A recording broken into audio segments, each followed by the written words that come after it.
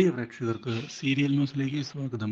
കൂടുതൽ സീരിയൽ ന്യൂസുകൾ അതിവേഗം ലഭിക്കുന്നതിന് ഈ ചാനൽ സബ്സ്ക്രൈബ് ചെയ്യുക. ബെൽ ഐക്കൺ മറക്കാതെ ക്ലിക്ക് ചെയ്യുക. വീഡിയോ ഇഷ്ടമായി എങ്കിൽ ലൈക്ക് ചെയ്യാൻ മറക്കരുത്.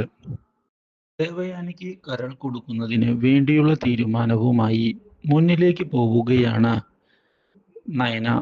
ഇതേ തുടർന്ന് ഓപ്പറേഷൻ സക്സസ്ഫുൾ ആവുകയും ചെയ്യുന്നു. പക്ഷേ വീണ്ടും ദേവയാനി നയനയെ കുറ്റപ്പെടുത്തി മുന്നോട്ടു പോകുകയാണ്. മാത്രവുമല്ല അനാമികയെ പൊക്കി സംസാരിക്കുകയും ചെയ്യുന്നു. പക്ഷേ ഇതെല്ലാം കണ്ടു നിൽക്കാൻ ഇനിയും സാധിക്കുകയില്ല എന്നുള്ള തീരുമാനം എടുത്തുകൊണ്ട് മുന്നിലേക്ക് വരികയാണ് ദേവയാനിയുടെ ഭർത്താവ്. ഇതേ തുടർന്ന് ദേവയാനിയെ തല്ലുന്ന അയാൾ നീ സത്യങ്ങൾ അറിയാതെയാണ് സംസാരിക്കുന്നത് എന്ന് പറയുകയും ചെയ്യുന്നു. മാത്രവുമല്ല നീ ഇപ്പോൾ ജീവിച്ചിരിക്കുന്നതിന് നന്ദി പറയേണ്ടത് നയനമോളോടാണ് എന്നും അല്ലാതെ അനാമികയോടല്ല എന്ന് പറയുകയും ചെയ്യുന്നു.